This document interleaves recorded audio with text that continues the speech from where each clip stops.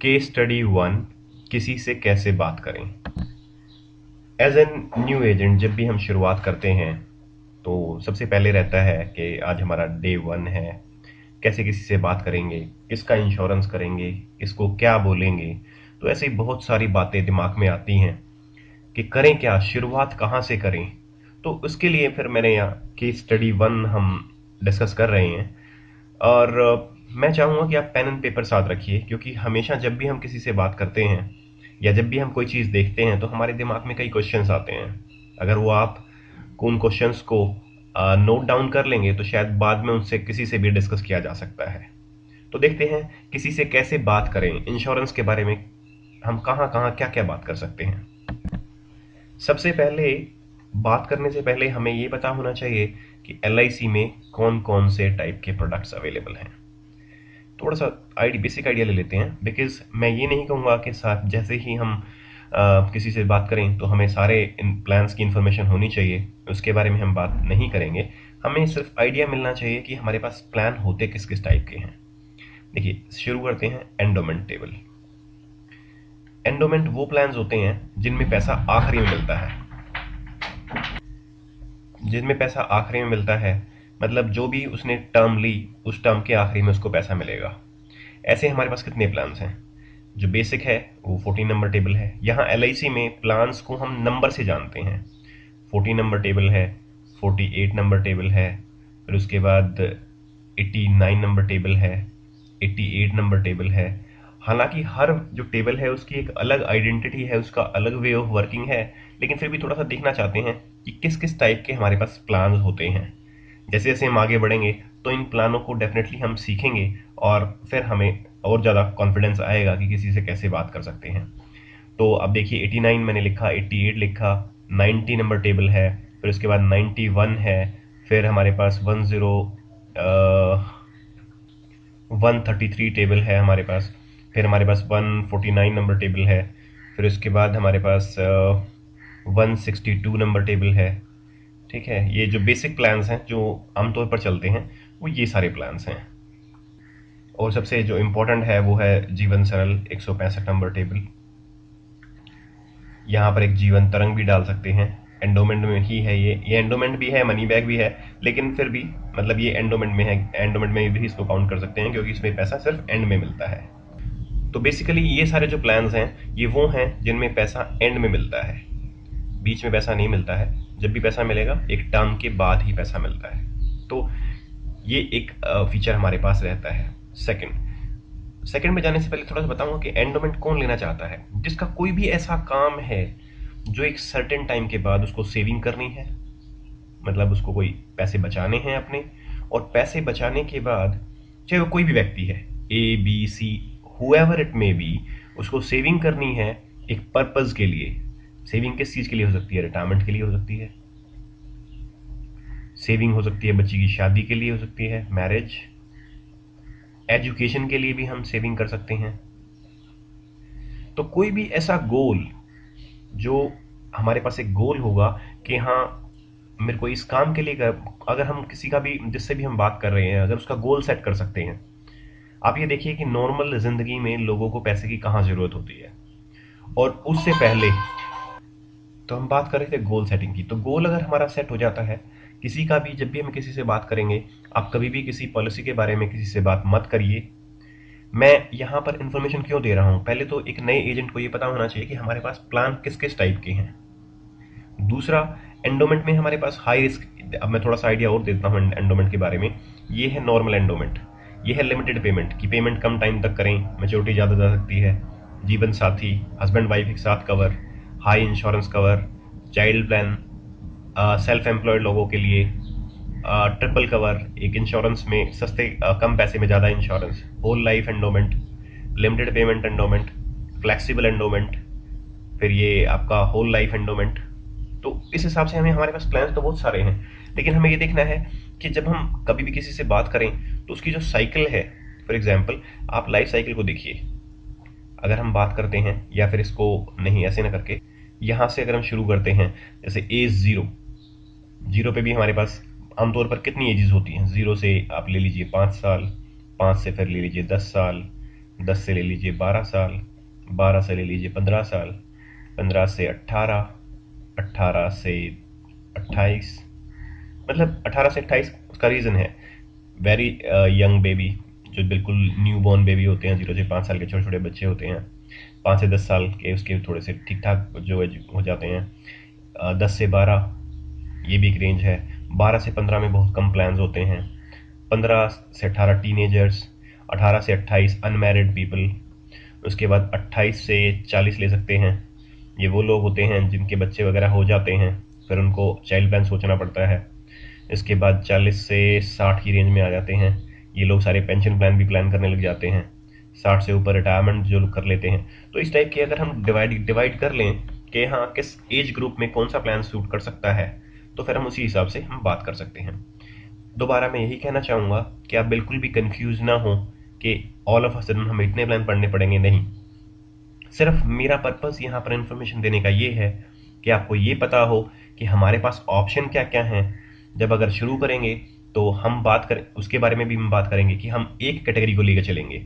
एक कैटेगरी का मतलब 18 या 28 से ऊपर या 25 से ऊपर जिनके जो मैरिड हैं उनसे हम शुरुआत करेंगे। मैरिड के बाद जिनके बच्चे हैं, किड्स हैं, उनसे बात करेंगे, क्योंकि जब आप इन लोगों से बात करेंगे जो मैरिड हैं और उनके बच्चे हैं, तो वो थोड़े सीरियस होते हैं। उनको रहता है कि बच्चे हो गए हैं और सेविंग करनी है, उनकी मैरिज करनी है, ये करना है वो करना है, तो हम उस इनकम ग्रुप से जो इस एज ग्रुप से शुरू करेंगे। तो इसलिए आप बिल्कुल भी ये मत देखिए कि कितने सारे प्लान्स हैं, धीरे धीरे स्टेप बाय स्टेप आपको प्लान्स आते रहेंगे, लेकिन जो बेसिक है वो है कि हमारे इतने पास इतने एंडोमेंट पॉलिसीज हैं। अब देखते हैं दूसरे प्लान्स हमारे पास हैं। फिर मनी बैक, तो मनी बैक भी हमारे पास काफ़ी सारे ऑप्शंस हैं, जैसे कि जो एक है हमारे पास 75-20, ये फिक्स है, इसमें मतलब हर 5-5 साल में पैसा वापस मिलता है, 20 साल की फिक्स टर्म है। फिर 93-25, इसमें भी 5-5 साल में पैसा मिलता है, इसमें 25 साल की टर्म है। इसके बाद हमारे पास 103 नंबर है, ये भी मनी बैक है, साथ में ये चाइल्ड प्लान भी है।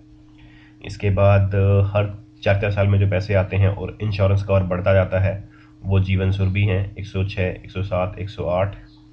इसके बाद एक मनी बैक हमारे पास चाइल्ड प्लान में भी है, ये चाइल्ड प्लान है, इसमें मनी बैक आता है, ये कोमल जीवन है। इसके अलावा हमारे पास जो है न्यू बीमा गोल्ड है 179, ये बहुत पॉपुलर प्लान है जो चाइल्ड प्लान कैटेगरी में आता है, सॉरी मनी बैक कैटेगरी में आता है। इसमें कई सारी टर्म्स अवेलेबल हैं, जैसे कि 12 साल है, 16 साल है, 20 साल है। इसके बाद चाइल्ड प्लान कैटेगरी में फिर दोबारा आ जाते हैं, 184 है, 185 है। तो कहने का मतलब देखिए कि इतने सारे मनी बैक ऑप्शन हैं, कुछ चाइल्ड प्लान में हैं, कुछ एडल्ट लोगों के लिए हैं, कुछ मेजर लोगों के लिए हैं, कुछ माइनर के लिए हैं। कहने का मतलब ये कुछ ऐसा भी है जिसमें लिमिटेड पेमेंट है, ये मनी बैक पेमेंट जो है लिमिटेड पेमेंट है, कम टाइम तक पेमेंट करेंगे, आगे मैच्योरिटी ज़्यादा टाइम के बाद मिलेगी, इंश्योरेंस बढ़ता जाएगा। तो ऐसे हमारे पास काफ़ी सारे ऑप्शंस अवेलेबल हैं। तो हमारे पास एक कैटेगरी हुई एंडोमेंट प्लान्स की, दूसरी हुई मनी बैक प्लान्स की, तीसरी कैटेगरी हम ले सकते हैं टर्म इंश्योरेंस। टर्म इंश्योरेंस में अगर हम सीधी सीधी बात करें तो वो प्लान आते हैं जिनमें मैच्योरिटी नहीं होती, कोई मैच्योरिटी नहीं होती, सिर्फ इंश्योरेंस कवर है। बहुत से लोग मांगते हैं कि हाँ हमारे पास कुछ ऐसा प्लान भी होना चाहिए, बिल्कुल होना चाहिए। 164 नंबर टेबल अनमोल जीवन, ये जीरो से लेकर जीरो से नहीं, 5 लाख से लेकर 24 लाख तक का कवर जो है इसमें आता है। 190 नंबर, 190 नंबर, ये 25 लाख से ऊपर 1 करोड़, 2 करोड़, 5 करोड़, 100 करोड़ कितना भी हो सकता है, उसमें फिर आपका 190 नंबर टेबल आता है। तो ये हमारे पास टर्म इंश्योरेंस प्लान अब हैं। अब हम बात करते हैं होल लाइफ। कुछ लोग कहते हैं कि इंश्योरेंस ऐसा हो कि पूरा ज़िंदगी भर आराम से निकल जाए। मैंने यहाँ पर भी नोट लिखा है कि 149 एक होल लाइफ प्लान है, तो 149 यहाँ पर लिख सकते हैं। उसके बाद हम 5 नंबर टेबल लिख सकते हैं, 2 नंबर टेबल है, तो ये होल लाइफ पेमेंट करनी पड़ेगी। ये लिमिटेड पेमेंट होल लाइफ है, ये पूरा होल लाइफ ही चलेगा। एंडोमेंट है, पैसा मिल भी जाएगा और फिर भी होल लाइफ चलेगा। इसके बाद जो होल लाइफ 178 है, होल लाइफ मनी बैक भी बोल सकते हैं इसको। तो अगर मैं यहाँ पर भी इस टेबल को लिख दूँ तो कोई दो राय नहीं होगी, क्योंकि ये एंडोमेंट भी है, ये मनी बैक भी है और ये होल लाइफ प्लान भी है। इसके बाद जो एक और ऑप्शन हमारे पास आती है 5, लेडीज़ प्लान भी हमारे पास है जो सिर्फ और सिर्फ लेडीज़ के लिए है। तो लेडीज़ प्लान में हम लिख सकते हैं जो हमारे पास है जीवन भारती। जीवन भारती अगर इसको बात करें, ये लेडीज़ के लिए है, इसका टेबल है जीवन भारती 1 बोलते हैं इसको, ये टेबल नंबर 192 है। तो लेडीज़ के लिए हमारे पास ऑप्शन है। उसके बाद एक और कैटेगरी आ जाती है, कैटेगरी 6, हैंडीकैप लोगों के लिए हम बात करें तो हैंडीकैप में भी हमारे पास हैं जीवन विश्वास है, जीवन आधार है। तो उनका टेबल नंबर मैं लिख देता हूँ यहाँ पर। जो जीवन आधार का टेबल है वो 114 है, जीवन विश्वास का जो टेबल नंबर है वो 136 है। ये हैंडीकैप लोगों के लिए है। फिर एक और कैटेगरी आ जाती है चाइल्ड प्लान के लिए, जो कि काफ़ी, जिसको कि मैं चाहता हूँ एजेंटों को कि वो चाइल्ड प्लान से शुरुआत करें। तो यहाँ पर हम देखते हैं कितने हमारे पास ऑप्शन हैं। तो इसमें अगर शुरुआत करते हैं तो हमारे पास 90 नंबर टेबल है जो एंडोमेंट में है। उसके बाद 103 नंबर टेबल है चाइल्ड पैक एंड एजुकेशन के लिए है। फिर 102 बच्चे के नाम से इंश्योरेंस है, इसमें फादर का इंश्योरेंस है, इसमें फादर का इंश्योरेंस है। तो कहने का मतलब है फादर का इंश्योरेंस और बच्चे का इंश्योरेंस है। ये बच्चे के नाम से इंश्योरेंस है, इसको जीवन किशोर बोलते हैं। इसके बाद 159 नंबर टेबल है, ये मनी बैक टेबल है, गारंटेड है, चाइल्ड के नाम से है। 184 नंबर टेबल है, ये चाइल्ड करियर है, एजुकेशन से रिलेटेड है, जैसे नाम ही सजेस्ट करता है चाइल्ड करियर। 185 की बात करें, ये चाइल्ड फ्यूचर प्लान है, ये भी बच्चे की एजुकेशन से रिलेटेड है। और हमारा मोस्ट पॉपुलर जीवन अंकुर प्लान 807 नंबर टेबल है। तो बेसिकली आप देखिए कि जीवन जो चाइल्ड प्लान में भी हमारे पास इतनी कैटेगरीज हैं, तो काफ़ी सारे प्लान्स हमारे पास चाइल्ड प्लान में भी हैं। एक और कैटेगरी हम लिखें पेंशन प्लान के लिए भी हम कई बार लिखते हैं। तो पेंशन प्लान में हमारे पास ऑप्शन है कि हम 189 नंबर टेबल जो इमीडिएट एन्युटी है, तुरंत जैसे ही पैसे लगाएंगे उसका तो अगले महीने से पेंशन मिलनी शुरू हो जाएगी, वो ऑप्शन है। हमारे पास जीवन निधि है जो अभी हमने नई पॉलिसी लॉन्च की है, जीवन निधि हमारे पास है। और जितनी भी एंडोमेंट पॉलिसीज़ हैं वो हम एज अ पेंशन बेच सकते हैं, तो पेंशन प्लान की कैटेगरी बनती है। एक और ऑप्शन, एक जो कैटेगरी बनती है वो इन्वेस्टमेंट प्लान्स की। हमारे पास इन्वेस्टमेंट प्लान भी हैं। इन्वेस्टमेंट प्लान्स में हमारे पास यूलिप्स आ जाते हैं, और यूलिप में हमारे पास एंडोमेंट प्लस है। एंडोमेंट प्लान है वो 802 नंबर टेबल है। आप देखो कि अगर इन प्लानों की बात की जाए, एंडोमेंट है, money back, term insurance, whole life, ladies, child plan, handicap, pension, investment, तो आप यहाँ से एक आइडिया तो लगा सकते हैं कि क्या कोई ऐसा एज ग्रुप बचा है जिसमें कि हम लोगों को इंश्योरेंस नहीं दे सकते? बिल्कुल भी नहीं होगा। आप देखोगे कि जिस व्यक्ति की तरफ आप देखेंगे हम इंश्योरेंस दे सकते हैं। LIC की सबसे बड़ी बात मैं आपको बताऊं कि LIC में आप ये कह सकते हैं कि वी हैव प्लान, हमारे पास प्लान है फॉर एवरीवन। कोई भी व्यक्ति ऐसा नहीं मिलेगा कि जिसके लिए हमारे पास प्लान ना हो। If you have a need we have a plan. और इफ़, ये मैंने स्टेटमेंट बिल्कुल गलत कहूँगा मैं, प्रत्येक व्यक्ति के लिए सही स्टेटमेंट होगा कि प्रत्येक व्यक्ति के लिए हमारे पास प्लान है। आपकी कोई भी ज़रूरत है हम आपको एक पॉलिसी दे सकते हैं। लेकिन अब ये आपको आइडिया लग गया होगा। अब हम जैसे बात करते हैं लाइफ साइकिल की। लाइफ साइकिल में देखिए कि हैंडीकैप भी लोग मिलते हैं, चाइल्ड के लिए भी, पेंशन के लिए भी, इन्वेस्टमेंट के लिए भी। तो हर तरीके के, अच्छा एक कैटेगरी इसमें छूट गई, वो भी लिख देता हूँ मैं यहाँ पर टेबल एक कैटेगरी और लिख लीजिए। कुछ लोगों को सिंगल इन्वेस्टमेंट करनी होती है, तो सिंगल इन्वेस्टमेंट के लिए भी हमारे पास ऑप्शन है। उसमें इन्वेस्टमेंट टेबल 802 आ जाएगा, पेंशन प्लान में 189 नंबर टेबल आ जाएगा, और एक जो नई टेबल हमने लॉन्च करी है जीवन सुगम 813 नंबर टेबल, वो आ जाएगी गारंटेड रिटर्न के साथ। तो आप देखेंगे कि हर तरीके की इन्वेस्टमेंट, हर तरीके की, किसी की कोई भी नीड हो, हमारे पास पॉलिसीज हैं। ठीक है, तो पहले इतना इन्फॉर्मेशन लेना बहुत जरूरी है कि LIC में प्लान कौन कौन से हैं। ठीक है, अब देखते हैं कि हम कहाँ से शुरुआत कर सकते हैं। क्योंकि अगर देखिए LIC एजेंट एक ऐसा व्यक्ति होता है जिसके पास, जो एज अ बिजनेसमैन है, या फिर एक दुकानदार, शॉपकीपर से एग्जांपल लीजिए। अगर शॉपकीपर को ये पता ही नहीं होगा कि उसकी शॉप में किस किस तरीके का सामान रखा हुआ है, तो वो सामने वाले जो कस्टमर है, अगर वो उससे लेने आता भी है, तो अगर आपको अपने प्लान्स की इंफॉर्मेशन ही नहीं है, आपको यही नहीं पता कि आपकी शॉप में क्या क्या रखा हुआ है, तो आप कैसे किसी को गाइड करेंगे? ठीक है, तो ये हमेशा ही मतलब हमारे पास ऑप्शन है। अब हम देखते हैं नेक्स्ट ऑप्शन होगा कि हम किसी से बात कैसे करें। जब भी किसी से बात कैसे करें, जैसे मैंने कहा, लेकिन आपको मैं बता दूं कि किसी से ऐसे ही बात नहीं हो सकती। आप सीधे किसी को ये नहीं कह सकते कि आप एंडोमेंट ले लीजिए, आप मनी बैक ले लीजिए। ये ऐसे ही होगा जैसे मैं कहूँ कि कुछ भी एब्सर्ड सा जो उसको आपको समझ में ना आए। आप इंश्योरेंस एजेंट हैं, आपने ट्रेनिंग ली है, आपने एग्जाम क्वालिफाई किया है, इसका मतलब जो नॉलेज आपको है वो सामने वाले को नहीं है। तो कभी भी सीधा सीधा ये मत कहिए कि जीवन आनंद ले लो, टेबल नंबर 89 ले लो, टेबल नंबर 91 ले लो, 149 ले लो, 178 ले लो, 184 ले लो, 185 ले लो। ऐसा बिल्कुल भी कहने की जरूरत नहीं है। सबसे पहले अगर किसी से बात करनी है तो आप उसको समझने की कोशिश करिए। आपके पास उसके बारे में इंफॉर्मेशन होनी चाहिए। इंफॉर्मेशन लेने के दो तरीके हैं। या तो अगर आपके क्लोज रिलेटिव हैं तो आपको इंफॉर्मेशन पहले से होगी, और क्लोज रिलेटिव नहीं है, अगर वो आपके क्लोज रिलेटिव नहीं है तो आप उनसे उनके बारे में पूछ सकते हैं। अब यहाँ पर आपका जो फैक्ट फाइंडिंग का ऑप्शन आ जाता है। अब मैं आपको मदद करूंगा कि कैसे किसी बंदे से, व्यक्ति से बात करें। और जब हम इसके बारे में बात करेंगे तो हमारे माइंड में क्या क्या चीज़ें चलती रहनी चाहिए। तो आप अगर आप पेन और पेपर अपने पास रख लेंगे तो ये सारे के सारे चीज़ें जो हैं वो आपकी मदद करेंगी फ्यूचर में भी, अगर आप इसको थोड़ा सा इसके ऊपर थोड़ी प्रैक्टिस करेंगे तो। सबसे पहले आप उसका नाम पूछिए। नाम पूछने से होगा ये कि आप उसको बार बार उसके नाम से संबोधित कर सकते हैं। जैसे राहुल शर्मा, तो मिस्टर शर्मा, मिस्टर शर्मा हम उसको बार बार कह सकते हैं। तो अगर उस मिस्टर शर्मा अगर हम बात करेंगे सर ना कह के, सर होता है प्रोफेशनलिज्म, और प्रोफेशनलिज्म से हट के अगर हम कोशिश करें कि उससे एक रिलेशन बनाने की कोशिश करें तो हमेशा ही उसका सर नेम जो है वो आप यूज़ करिए। लड़की है तो लड़की का भी सर नेम, मिस फलाना, मिस टिमका, और इवन लाइक मिस शर्मा और मिस शौकीन और वट एवर।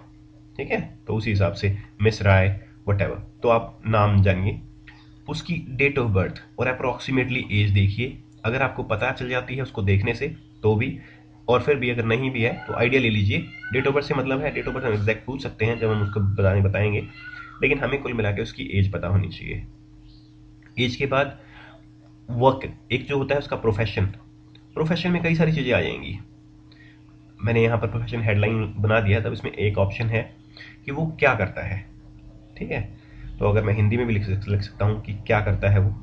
दूसरा, वो जॉब, वो ये सैलरीड है या फिर वो बिजनेस करता है, या किस टाइप का बिजनेस करता है। एक एजेंट को हमेशा खुले दिमाग से काम करना चाहिए। जैसे फॉर एग्जांपल उसने कहा कि वो सैलरीड है। सैलरीड है तो किस कंपनी में है, कंपनी का नाम। आपको इस हिसाब से कंपनी का नाम पूछना चाहिए। दो फायदे होंगे। एक, आपको पता चलेगा कि अगर वो किसी एमएनसी में है तो शायद वो आपको रेफरेंस दे सकता है, आपको और इंश्योरेंस मिल सकते हैं। तो इस हिसाब से आपके माइंडसेट में जो जो फ्लो चार्ट है वह चलना चाहिए कि ठीक है, मिस्टर शर्मा जो है वो एज इनकी इतनी है, एज 30 है, और वो किस कंपनी में काम करते हैं, कितना उनका पैकेज है, किस पोस्ट पे हैं। ये पोस्ट पूछना भी बहुत ज़रूरी है। मान लीजिए वो आईबीएम में काम करते हैं और वो एचआर है वहाँ पर, तो आपको शायद परमिशन मिल सकती है कि आप फर्दर बी में भी कर सकते हैं। इनकम पूछने से ये पता चल जाएगा कि कितने लाख, कितने करोड़ का इंश्योरेंस उनको दिया जा सकता है। क्योंकि यहाँ से हम अगर सीधे सीधे बात करेंगे कि आप 2 लाख का इंश्योरेंस ले लीजिए, 5 लाख का इंश्योरेंस ले लीजिए, तो मुझे लगता है वो गलत होगा। जब तक आपके पास इन्फॉर्मेशन नहीं है तो आप किसी को कुछ सजेस्ट नहीं कर सकते। यहाँ हम प्रोफेशन के बारे में बात कर रहे हैं। सैलरीड है, किस कंपनी में काम करता है, किस पोस्ट पे है, कितना उसका पैकेज है, इस बंदे में जो ये कंपनी है उसमें कितने एम्प्लॉयज़ हैं। और ये एक साथ आप एज ए इंटरव्यू नहीं लेंगे, थोड़ा सा पूछते रहिए कि सर आप वहाँ पर क्या करते हैं।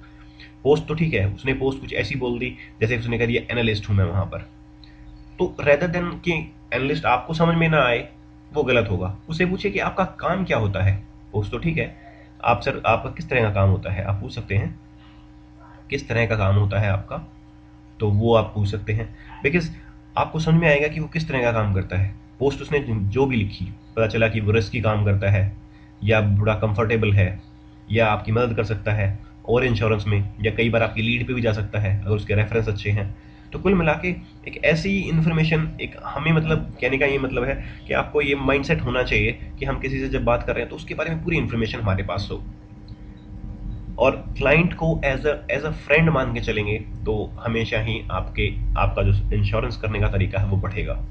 क्योंकि जब आप मार्केट में निकलते हैं तो आपको हर तरह का बंदा मिलता है, salaried class, doctor, engineer, lawyer, advocate, के बाद उसके बाद मिनिस्टर है, कोई रियल एस्टेट का है, कोई कहीं से है।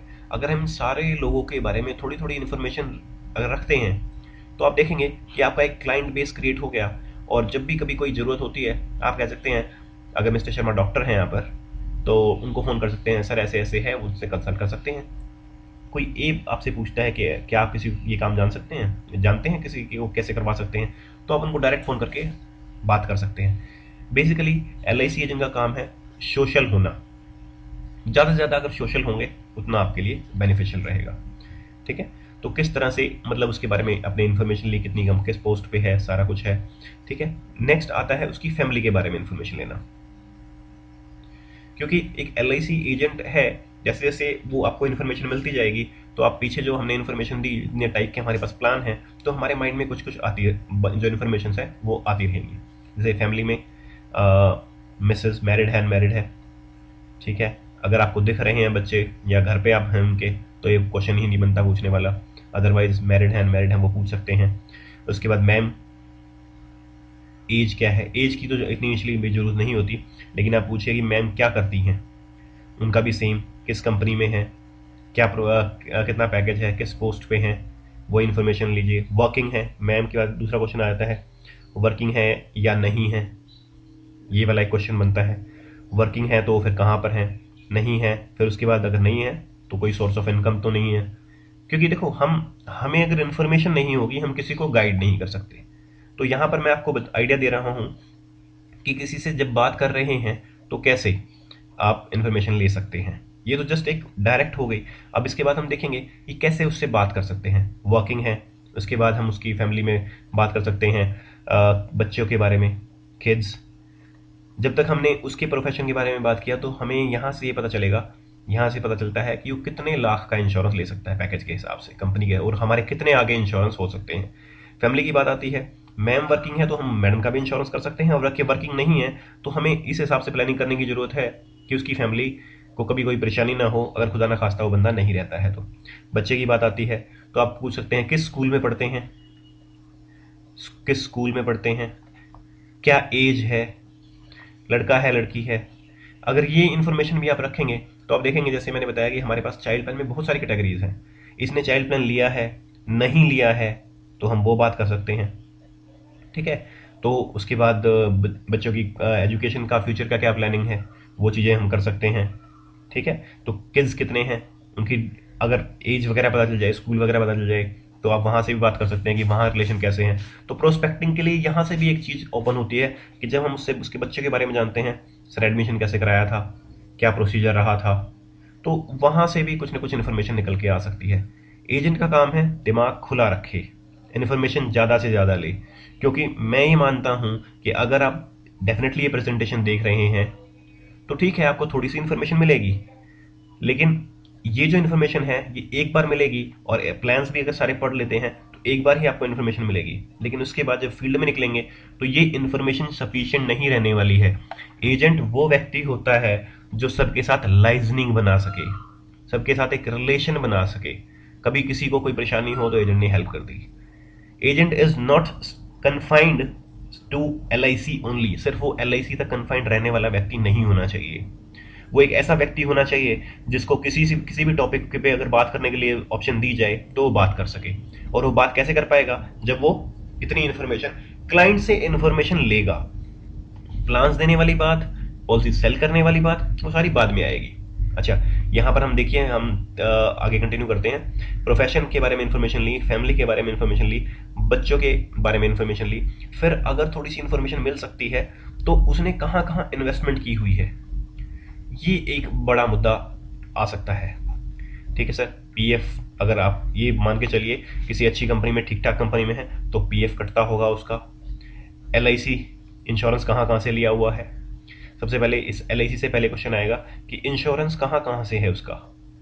वो कहेगा LIC से है। LIC से है तो कौन सी पॉलिसी है, पता चले कि आप उसको जीवन आनंद बनाने, आपके दिमाग में चल रहा है कि आप उसको जीवन आनंद 149 टेबल देंगे, और उसने पहले ही कराई कराई हुई है वो पॉलिसी, तो शायद वो आपसे नहीं लेगा। तो वहाँ पर कौन कौन सी पॉलिसी ली हुई है, इंश्योरेंस कितने लाख का है, LIC से कितने पॉलिसीज़ हैं, चाइल्ड के लिए सेविंग कहाँ कर रहा है, ठीक है, म्यूचुअल फंड में पैसा लगाता है नहीं लगाता है, स्टॉक मार्केट में पैसा लगाता है नहीं लगाता है, गोल्ड में पैसा लगाता है नहीं लगाता है, रियल एस्टेट के लिए क्या ऑप्शन चल रही हैं, कहाँ पर इन्वेस्टमेंट की हुई है, नोएडा एक्सटेंशन में है या फिर आप बोलिए गुड़गांव में है या फिर उत्तम नगर में है, कहीं पर भी, लेकिन क्या रेट चल रहा है। बेसिकली आर एजेंट वो चीज़ होती है, एजेंट को ऐसा चीज़ होना चाहिए कि वो इन्फॉर्मेशन ले और इन्फॉर्मेशन के लिए अपने लिए भी प्लानिंग करे, दूसरों के लिए भी प्लानिंग करे। प्लानिंग ठीक है, हम इंश्योरेंस सेक्टर में है तो इंश्योरेंस की करेंगे, लेकिन जब हम बात कर रहे हैं तो हमें एक चीज़ ये क्लियर हो जानी चाहिए कि हाँ, अपनी भी इन्वेस्टमेंट हमको करनी है। जो हमारा कस्टमर होता है उससे हम जान सकते हैं कि कहाँ कहाँ और ऑप्शंस होती हैं इन्वेस्टमेंट की, क्योंकि मैंने कहा कि ये प्रेजेंटेशन एक्सक्लूसिव नहीं है कि सिर्फ इसके अलावा आपको इन्फॉर्मेशन की ज़रूरत नहीं पड़ेगी। सोशल होने का मतलब है तो थोड़ा सोशल होइए, इन्फॉर्मेशन ज़्यादा से ज़्यादा आप लीजिए, क्योंकि यहाँ से इन्वेस्टमेंट का उसका आइडिया लग गया आपको कि इन्वेस्टमेंट उसने कहाँ कहाँ की हुई है, ठीक है, तो आगे कहाँ से रिटर्न आ सकते हैं, कौन सा पैसा कहाँ इन्वेस्ट हो सकता है, कितनी इन्वेस्टमेंट कहाँ की हुई है, कौन सी नई पॉलिसी आ रही है, तो हम उसको दोबारा कॉन्टैक्ट कर सकते हैं। कब उसके जो पैसा है उस पर टैक्स लग रहा है नहीं लग रहा है, टैक्स सेविंग में हम मदद कर सकते हैं नहीं कर सकते हैं, वो आरडी कर रहा है, आरडी से बेटर रिटर्न LIC में आ रहे हैं नहीं आ रहे हैं। तो थोड़ा सा एक बेसिक आइडिया इन्वेस्टमेंट के बारे में, उसके उसके जो इन्वेस्टमेंट स्ट्रक्चर है उसके बारे में भी आपको होना चाहिए। तो एक बार आपको इतने सारे ऑप्शंस अगर मिल जाते हैं तो आप देखेंगे कि आपको सफिशिएंट नॉलेज हो जाती है, ठीक है। प्राइवेट कंपनी में काम करता है, कुछ और पॉइंट लिख सकते हैं कि सर पेंशन के लिए क्या किया हुआ है, ठीक है, बच्चों की मैरिज के लिए क्या सेविंग की हुई है, आपने कितना इंश्योरेंस आपको जरूरत है। तो अगर इतनी इन्फॉर्मेशन आपको हो गई, अब आप उस चीज़ के लिए तैयार हो जाते हैं कि आपको ये पता है कहाँ उसका लूप होल है, कहाँ पर प्लस पॉइंट है, कहाँ पर उसने कहाँ कौन सी उसकी स्ट्रेंथ है और कौन सी उसकी वीकनेसेस हैं, कौन सा एरिया खाली है। खाली का मतलब है इंश्योरेंस पूरा लिया है नहीं लिया है, बच्चों की एजुकेशन के लिए प्लान किया है नहीं किया है, उसकी इन्वेस्टमेंट सही है नहीं है, टैक्स सेविंग प्रॉपरली करता है नहीं करता है, ठीक है। तो अगर वो सारी चीज़ें पेंशन प्लान उसके पास है नहीं है तो कौन कौन सी ऑप्शंस हैं। जब हमारे पास ये सारा आइडिया होगा और हमें ये पता है कि हमारी शॉप में क्या रखा हुआ है, मुझे नहीं लगता कि आप पॉलिसी नहीं बेच पाएंगे। इन्फॉर्मेशन आपको पता है इस बंदे की, जब भी कभी इन्फॉर्मेशन लें तो इन्फॉर्मेशन आपको हो गई। एक चीज़ मैं यहाँ कहना चाहता हूँ कि इसके बाद हमें अपना प्लान जो है वो पिच करना चाहिए, और प्लान सीधा नहीं कि जीवनान ले लीजिए सर, नहीं, उसकी जो नीड है, जो भी रिक्वायरमेंट है उसको पूरा करते हुए हमें वो काम करना है। प्लान उसको बताने की ज़रूरत नहीं है, लेकिन कह सकते हैं कि फॉर एग्जांपल सर आपने पेंशन प्लान नहीं लिया हुआ है तो आपको उस टाइम के बाद इतने पैसे की ज़रूरत पड़ेगी, अगर ऐसे कोई सिचुएशन आ जाती है तो उस केस में आपको उसके लिए प्लानिंग करके देनी है। और अगर आपने दिल से और अच्छी तरह से प्लानिंग की है तो ऐसा हो ही नहीं सकता कि वो आपसे पॉलिसी ना ले। अब मैं कहना चाहता हूं कि एक व्यक्ति से आप मिले, एक क्लाइंट से आप मिले, दो केसेस होंगे, इसके बाद की बात करते हैं, मैं प्लान सेलिंग की बात अभी भी नहीं कर रहा। दो केसेस होते हैं, या तो ये इंश्योरेंस लेता है, हाँ होती है, या ना होती है, लेकिन दोनों ही हालातों में आपने तो एफर्ट करे, आपके एफर्ट्स पूरे पूरे हुए, आपने इतनी इन्फॉर्मेशन ली। अगर ये आपसे इंश्योरेंस नहीं लेता तो क्या ये इन्फॉर्मेशन आपके काम की है या नहीं है? बिल्कुल भी काम की नहीं होगी, एक नॉर्मल एजेंट के हिसाब से सोचेंगे तो। लेकिन मैं प्रेफर करता हूं कि अगर आपको थोड़ा सा भी इन्फॉर्मेशन, आपको इतना टाइम आपने लगाया, मान लीजिए 1 घंटा लग गया, या किसी भी सोर्स से आपको इन्फॉर्मेशन मिली, आधा घंटा, 10 मिनट, 15 मिनट, 20 मिनट, जो आपका लगा, वो बेकार नहीं जाना चाहिए। अगर वो आपका क्लाइंट है तो बहुत अच्छी बात है, आप उसके टच में हमेशा रहेंगे। LIC का रिन्यूअल प्रीमियम है, फ्यूचर की LIC नई पॉलिसीज आएंगी, मैच्योरिटी है, लोन है, सरेंडर है, नॉमिनी चेंज है, मोड चेंज है, तो पॉलिसी बॉन्ड गुम हो गया या कुछ भी ऐसे हैं, तो उन सारे ऑप्शन से आप उसके टच में रहेंगे। और ये एक अच्छी बात है कि एज एन एजेंट आप उसके टच में हैं, तो आपको फ्यूचर में और इंश्योरेंस मिल सकते हैं। टच में नहीं है तो मैं आपको बता दूं, अगर उसने पॉलिसी नहीं ली, फॉर एग्जांपल हम नहीं पे बात कर रहे हैं, पॉलिसी नहीं ली, तो अगर नहीं ली तो ऐसा नहीं है कि वो आपसे कभी पॉलिसी लेगा ही नहीं, लेकिन हमारे पास इतना भी टाइम नहीं है। हम ऐसा भी नहीं कर सकते कि हमेशा उसको बोलते हैं सर पॉलिसी ले लो, पॉलिसी ले लो, पॉलिसी ले लो, तो वो भी गलत होगा। रेदर देन दैट, आपको देखो आपको इतनी इन्फॉर्मेशन मिली है, तो हम एक काम तो एज एन गुड एजेंट कर सकते हैं कि हम उसका फ़ोन नंबर ले लें, उसकी ईमेल आईडी ले लें, उसकी डेट ऑफ बर्थ ले लें, उसके बच्चों की डेट ऑफ बर्थ ले लें, ठीक है, उसकी मैरिज एनिवर्सरी की डेट ले लें, ये कहीं पर नोट कर लें। और कहीं पर नहीं, मैं प्रेफर करता हूं जो नए एजेंट हैं उनको गूगल कैलेंडर यूज करना चाहिए, और गूगल कैलेंडर में इसकी इंफॉर्मेशन आप पूरी डाल दीजिए। जहां 1 घंटा वेस्ट किया है वहां 5 मिनट और सही। डेट ऑफ बर्थ आपने उसकी गूगल कैलेंडर में डाल दी, तो उसके बाद आप देखेंगे कि जब भी उसका बर्थडे होगा आपको गूगल एसएमएस भेजेगा, आपकी मेल पे रिमाइंडर आएगा, आपने उसको फ़ोन कर देना है। कोई प्रीवियस पॉलिसी उसकी चल रही है, मान लीजिए ये तो एक बेसिक इन्फॉर्मेशन हुई, इसके साथ साथ कोई प्रीवियस पॉलिसीज जो एस थी तो उस पॉलिसी का नंबर नोट कर लीजिए, उसका प्रीमियम ड्यू रिमाइंडर, जो प्रीमियम जब कब ड्यू होता है वो कर लीजिए। वो सारी चीज़ें अगर आप पॉलिसी नंबर नोट करने से आप ब्रांच में आके पॉलिसी स्टेटस देख सकते हैं, तो उसका प्रीमियम पता चल जाएगा आपको कहाँ कब कब ड्यू होता है। दूसरा एजेंट कहीं पर उसको रिमाइंड कराए ना कराए, ये सारी की सारी इंफॉर्मेशन गूगल कैलेंडर में फीड हो सकती है। फ्री है, जिन लोगों की जीमेल आईडी है उनके लिए गूगल कैलेंडर फ्री होता है। आपने वो इन्फॉर्मेशन वहाँ डाल दी, अब आपको कुछ नहीं करना है। गूगल जैसे ही वो उसका डेट ऑफ उसका बर्थडे आएगा, आपको गूगल एसएमएस भेजेगा, फ़ोन पे एसएमएस और मेल आपको आएगी। आपने फ़ोन उठा के उसको सिर्फ फ़ोन करना है कि sir many many happy returns of the day. बंदा खुश होगा। उसकी जो पॉलिसीज़ हमने ली उनका आपने उसको रिमाइंड करा देना है कि सर आपकी पॉलिसी है, ड्यू है, प्लीज़ पे कर दीजिए। हमेशा आप ये मानेंगे कि जो एजेंट्स हैं 4-5 साल तक ही रहते हैं, उसके बाद बहुत कम परसेंटेज है जो प्रोफेशनली काम करते हैं, वो लॉन्ग टर्म तक काम करते हैं। अदरवाइज 4-5 साल तक ही एक एजेंट काम करता है। और मान लीजिए अच्छा काम करता भी है, कल की डेट में उसके साथ कोई मिसहैपनिंग हो गई एजेंट के साथ, वो उसको सर्विस नहीं दे पा रहा है, इसको परेशानियां हो रही हैं, तो उस केस में अगर आप इसको रेगुलर रिमाइंडर कर रहे हैं और फ़ोन नंबर बाकायदा इसके पास आपका है, कभी इसको कोई भी ज़रूरत होती है तो आप सीधा सीधा इससे बात कर सकते हैं। ये आपसे बात करेगा कि मिस्टर रणबीर आप आ जाइए और मेरी वो पॉलिसी करके चले जाइए। बिकॉज आपने अपना जो अपनी इसने भले ही आपसे इमीडिएटली पॉलिसी नहीं ली, लेकिन इसका मतलब ये नहीं है कि इस क्लाइंट को हम कभी मतलब सारी इन्फॉर्मेशन हम इसकी जो हमने टाइम ख़राब किया, जो हमने इसको समझाने में या इसकी प्लानिंग करने में काम किया है, जो इससे इन्फॉर्मेशन ली उसको हम ज़ीरो होने देंगे। तो आपको कभी ना कभी इसका बेनिफिट मिलेगा। जहां 1 घंटा खराब होता है वहां 10 मिनट और गूगल कैलेंडर में इसकी एंट्री करने में कोई नुकसान नहीं है। ठीक है, तो पॉलिसीज वगैरह भी उसकी नोट करिए, ये सबसे इंपॉर्टेंट पार्ट है। इसके बाद बर्थडे हुआ तो रिमाइंडर दे दिया, एनिवर्सरी आई तो रिमाइंडर दे दिया, बच्चे की डेट ऑफ बर्थ का रिमाइंडर लगा हुआ है, उसका आपको एज पता चल रही है, चलो ठीक है वो 4 साल का था तब नहीं लिया, शायद 8 साल का हो जाए तब उसके पास पॉलिसी की ऑप्शन बचे।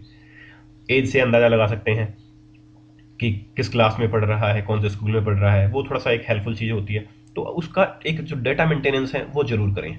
डेटा मेंटेनेंस से आपको हमेशा ही हेल्प मिलेगी कि जिससे भी आपने बात करी आपको वो इन्फॉर्मेशन हमेशा आपके पास प्रिजर्व रहेगी, और आप उसको फ्यूचर में इमीडिएटली नहीं तो हमेशा फ्यूचर में भी आप इस्तेमाल कर सकते हैं, और आपका फेथ बढ़ेगा over a period of time. जब भी हम किसी नए व्यक्ति से बात करते हैं तो तुरंत वो हमसे इंश्योरेंस नहीं लेता, लेकिन उसको लगता है कि पता नहीं कितने दिन रहेगा क्या है। लेकिन जब हम उससे बार बार बात करते हैं, होली है, दिवाली है, ईद है, क्रिसमस है, ऐसे फेस्टिवल्स आते रहते हैं, उन पर आपने इनको एसएमएस कर दिया, तो बेसिकली आप ये देखिए कि हर 2 महीने में एक फेस्टिवल, डेट ऑफ बर्थ, इसकी मैरिज एनिवर्सरी या बहुत सारी ऐसी चीज़ें हैं जो आती रहती हैं।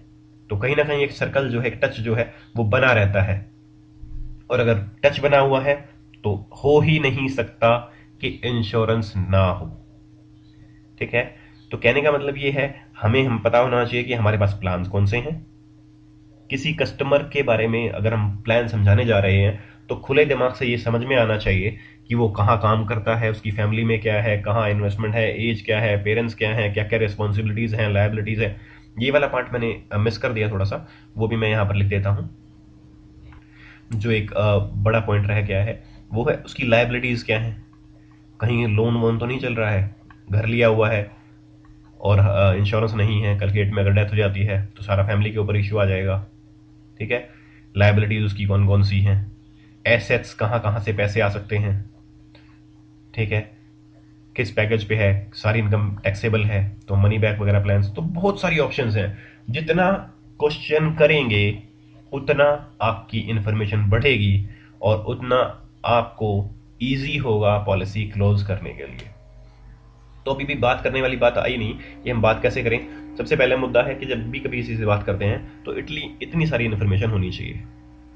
कुछ एजेंट क्या करते हैं, सीधा किसी से मिलते हैं, हाय हेलो सर, तो सीधा जाके वो एक पॉलिसी सेल करने की कोशिश करते हैं, सर आप जीवन आनंद लीजिए बहुत बढ़िया है। क्या कुछ आपने कोई कोई ऐसा आपको पता है कि आप फॉर एग्जांपल आप किसी के पास गए एंड अगर हम माने, अब तो खैर सेट टॉप बॉक्स सबको पता है कि सेट टॉप बॉक्स क्या होता है, किसी को जाके बोलेंगे सर ये सेट टॉप बॉक्स ले लीजिए, ठीक है, उसको पता तो नहीं है कि सेट टॉप बॉक्स का काम क्या होता है, एंड वो सीधा सीधा लेगा, बिल्कुल नहीं लेगा। एटलीस्ट आपको उसको एक्सप्लेन करना पड़ेगा ये क्या चीज़ है। लेकिन अगर आपके पास इंफॉर्मेशन है तो हम इजीली काम कर सकते हैं। अब किस तरह से शुरुआत होगी, आपको इतनी इन्फॉर्मेशन है, आमतौर पर नए बंदे के बारे में इतनी इन्फॉर्मेशन होना काफ़ी मुश्किल है। ज़रूरतें सभी की हैं, आपकी हैं, हमारी ज़रूरतें हैं, आपके रिलेटिव्स की ज़रूरतें हैं, फ्रेंड्स की ज़रूरतें हैं, नेबर्स की ज़रूरतें हैं, कोलीग्स की ज़रूरतें हैं। अब देखिए, सेल्फ हमारी खुद की ज़रूरत है, हमारे फ्रेंड्स की ज़रूरत है। फ्रेंड्स भी जब हम कहते हैं तो हम बहुत ज़्यादा सोचते नहीं हैं। मैं आपको बता दूं, फ्रेंड्स भी बहुत सारी कैटेगरीज बन सकती हैं। जब आप स्कूल में थे, जब आप हाई स्कूल में थे, जब आप कॉलेज में थे, जब आपने कोई प्रोफेशनल कोर्स किया था, क्योंकि अगर मैं कहूँ कि आपके कितने फ्रेंड्स हैं, कोई बंदा कहेगा मेरे 2 फ्रेंड्स, कोई कहेगा 4, लेकिन आप देखिए जब आप कोई प्रोफेशनल कोर्स कर रहे थे, आपके ऑफिस में कई बार फ्रेंड्स हो जाते हैं, ठीक है, तो ये फ्रेंड, और कई बार एक और जो ऑप्शन निकल के आती है वो है फ्रेंड्स के फ्रेंड्स। कभी आपने इनको सोचा नहीं होगा, तो इनकी नीड्स सबकी हैं, लेकिन अगर आप शुरुआत करेंगे तो आपको ये हो सकता है कि जो फैक्ट फाइंडिंग के लिए मैं इतनी ऑप्शन लिखी मैंने पीछे, वो आपको बाय डिफॉल्ट मिल सकती हैं। इतनी इन्फॉर्मेशन आपको मिली, ठीक है, सेल्फ हो गया, फ्रेंड्स हो गए। अब देखते हैं नेक्स्ट, उसके बाद रिलेटिव्स, बुआ है, फूफा है, चाचा है, ताऊ है, मामा है, मामी है, मौसी है, मौसा है, ठीक है, जीजा है, साला है, ठीक है, तो देर आर वेरियस पीपल, तो उनके बारे में भी हमें आइडिया नॉर्मली होता है। और इंश्योरेंस एक ऐसी चीज है कि अगर खुदा ना खास्ता दुर्घटना आपके साथ भी हो सकती है, आपके फ्रेंड के साथ भी हो सकती है, और आपके रिलेटिव के साथ भी हो सकती है, और अगर खुदा ना खास्ता कभी कोई दुर्घटना हो गई और वो बंदा नहीं रहा, तो आपको खुद महसूस होगा कि मैंने इस इंश्योरेंस कर दिया तो कम से कम जो आज उसकी हालत है या हालत ख़राब हो जाती है, तो जो हालत है वो होती तो नहीं, सिर्फ आपके अच्छी तरह बात करने के कारण अगर आप बात कर लेते तो। नेबर्स में भी आप सीधे, जब भी हम नेबर्स कहते हैं, लोग बाग घर के नेबर्स को देखते हैं जो उनके घर के आसपास रहते हैं, ठीक है। ये नेबर्स जो हैं, जब भी हम कभी बात करते हैं तो अपने घर के देखते हैं, ऑफिस के आसपास जो नेबर्स होते हैं वो भी हो सकते हैं, ठीक है, और ऑफिस के बाद आप देखिए जो आसपास रहते हैं वो भी हो सकते हैं। उसके बाद ऑफिस कोलीग्स हो सकते हैं। नेबर्स में देखो, हाँ, नेबर्स का भी मैं थोड़ा दोबारा इसको थोड़ा एक्सप्लेन करना चाहूँगा। जब हम कहते हैं ऑफिस और हाउस, घर के इर्द गिर्द, तो हम थोड़े से है ना, पार्शियलिटी है, हमें सोचने की आदत नहीं है। तो आप देखेंगे कि हमें नेबर्स वो लगते हैं जो पड़ोसी हैं, जो हमारे इर्द गिर्द रहते हैं, लेकिन कहने का मतलब है जिनसे हमारी बोलचाल होती है, चाहे महीने में 1 बार हो, 2 बार हो, किसी भी रीजन से। अगर आप गांव में रहते हैं तो सारे लोग ही आपके नेबर हैं। इसके अलावा नेबर का मतलब ये नहीं है वो शॉपकीपर जिससे आप डेली जाके सामान लेके आते हैं वो भी नेबर ही है आपका। जो आपको जानता है, जिससे आपकी बातचीत होती है, वो सारे नेबर हैं आपके, ठीक है। कोलीग्स की बात आ गई ऑफिस में, जिसको आपसे काम पड़ता है या आपको जिससे काम पड़ता है वो सारे कोलीग्स हैं। डिपेंड करता है कि आप कितने सोशल हैं, कितने अच्छी तरह सर्कल बना सकते हैं। ये वो लोग हैं जिनका हम शुरुआती इंश्योरेंस कर सकते हैं, क्योंकि हमें इनका पता रहता है कि क्या क्या इन्वेस्टमेंट है। थोड़ी बहुत इन्फॉर्मेशन लेने के बाद हम सीधा उसको बता सकते हैं। और मैं कह सकता हूं आराम से कि अगर आप सीरियसली नाम लिखने बैठेंगे 100 से 200 ऐसे नाम लिखेंगे, और LIC आराम से 10 से 15 लोगों की इंश्योरेंस आप कर पाएंगे। क्योंकि 100-200 से बात करेंगे तो ऐसा हो ही नहीं सकता कि इंश्योरेंस ना हो। 10 से 15 इंश्योरेंस आप ले सकते हैं, आराम से आपके क्लोज हो जाएंगे। कोलीज के बाद इसके बाद एक होता है जो वाला वाला सीरीज भी एक होती है। वाला सीरीज का मतलब ये हम हमेशा भूल जाते हैं, क्योंकि पता है हमेशा यहां पर बताना पड़ रहा है कि कौन कौन लोग होते हैं। सुबह से शुरुआत कीजिए। न्यूज़पेपर वाला, दूध वाला मिल्कमैन, ठीक है, सब्जी वाला, सब्जी वाला के बाद मिठाई वाला, दुकान वाला। कहने का मतलब है जिस चीज को जिसको भी हम पैसे देते हैं, वाला सीरीज, सब्जी वाला, फल वाला, और कोई भी ऐसा व्यक्ति जिसमें वाला लगता है, साड़ी वाला, दुकान वाला, शर्ट वाला, जिससे जिसको भी, ये वाला सीरीज बहुत लंबी सीरीज है। अगर आप इस पे भी ध्यान देंगे तो आपको पता चलेगा कि आपके पास और बहुत सारे क्लाइंट्स आपको मिल सकते हैं। और ये वो लोग होंगे जिनका आपको अप्रोक्सीमेटली आइडिया थोड़ा होता है कि यार ये कितना करता है, इतना कमाता होगा, तो हम बेसिकली सेल्फ एम्प्लॉयड या एम्प्लॉयड जैसे भी हैं हमें काफ़ी आइडिया उनके बारे में लग जाता है। तो अगर हम 100-200 लोगों की प्लानिंग करेंगे तो कैसे नहीं होगा कि हमारी पॉलिसियां ना सेल हो, कैसे ऐसे होगा कि ना हो। और अगर हमने जाने जैसे बताया कि आप इन्फॉर्मेशन नोट करके लिख रहे हैं, आपने अपना डेटाबेस क्रिएट कर लिया है, चाहे पॉलिसी ली है चाहे नहीं ली है, तो 200 लोगों के टच में आए, 400 लोगों के टच में आए, 500 लोगों के टच में आए, तो आपका एक सर्कल आपने किया न बनाया ना बनाया, आपका ऑटोमेटिकली सर्कल डेवलप हो गया है। ये वो लोग थे 400 200 300 जितने भी आपने निकाले, जो आपके सर्कल में थे, जिनको आप जानते थे, जिनको आप जानते थे। अब देखिए, अगर मैं कहता हूं यहां पर है जितेंद्र, ये जो पीछे हमने बात की, ये सर्कल पूरा का पूरा जितेंद्र का था। इसके फ्रेंड्स थे, रिलेटिव्स थे, कोलीग्स थे, ऑफिस मेट्स थे, ठीक है, नेबर्स थे, ठीक है, नेबरों के नेबर्स थे, वो सारे। तो ये जितेंद्र का एक सर्कल था, जो जितेंद्र की एक एजेंट है। यहां पर उसने उसकी यहां पर मान लीजिए कोई रिलेटिव, कोई फ्रेंड है और उसका नाम है राहुल, तो राहुल भी उसके एक कॉन्टैक्ट में से है। लेकिन अगर एक समझदार एजेंट है, ठीक है, तो क्या ऐसा नहीं होगा कि राहुल का अपना सर्कल नहीं होगा? अगर आप राहुल के उस सर्कल को एनकैश नहीं कर पाए, तो शायद कहीं ना कहीं मौका देते हैं कि राहुल भी एजेंट बन सकता है। ठीक है, तो क्यों ना, अपना सर्कल तो आपने अच्छी तरह इस्तेमाल किया, लेकिन जितने लोगों का आपने बेनिफिट लिया, अब उनका अपना सर्कल है, उनके फ्रेंड्स हैं, उनके रिलेटिव्स हैं, उनके नेबर्स हैं। फेसबुक पे जाइए, लिंक्डइन पे जाइए, कहीं पर भी जाइए, तो आप देखेंगे कि लाइक एक ऐसा सर्कल क्रिएट होता चला जाएगा जिसमें सिर्फ जितेंद्र ही काम कर रहा है। अगर कहीं भी हम ढील देते हैं, आप देख रहे होंगे कि पहले एक एजेंट है आपके पड़ोस में, दूसरा एजेंट कब बनता है? जब उसको पता है कि हमारे सारे आसपास के जो लोग हैं उनमें इंश्योरेंस हुआ ही नहीं है। अगर सबको ये पता चल जाए कि इंश्योरेंस एडिक्वेट मात्रा में, पूरी प्रचुर मात्रा में जो है जितेंद्र ने कर दिया है, तो राहुल कभी एजेंट बनने की सोचेगा ही नहीं। और सबसे बड़ी बात है कि अगर आप इंश्योरेंस करेंगे तो फायदा आपका है। तो डिफरेंशिएट ना करें कि मैं उसका इंश्योरेंस करूं जिससे आप बात करते हैं, या जिससे आप बात ना करें, किसी तरह का भी संपर्क है, उसका इंश्योरेंस करिए। और अगर ये लिस्ट आप अच्छी तरह बना लेते हैं तो ये हो गया। इन्फॉर्मेशन फैक्ट फाइंडिंग आपने ली। इन्फॉर्मेशन एक व्यक्ति का जो सोशल होना जिंदगी में हर लेवल पे काम आता है। बहुत से कम लोग सोचते हैं कि क्या होगा, कैसे किसी से सोशल होने का फायदा होगा। कोई पुलिस पकड़ ले जाती है, कोई पुलिस केस हो जाता है, पुलिस वाला आपका क्लाइंट है, वो आपकी हेल्प कर देगा। इमरजेंसी आ जाती है, डॉक्टर कभी किसी डॉक्टर से काम पड़ता है तो डॉक्टर आपको अच्छी एडवाइस करेगा। इसके बाद कोई स्कूल में अगर बच्चे का एडमिशन कराना है और स्कूल टीचर है तो आपको आराम से अच्छा सोर्स मिल सकता है वहां से बात करने के लिए।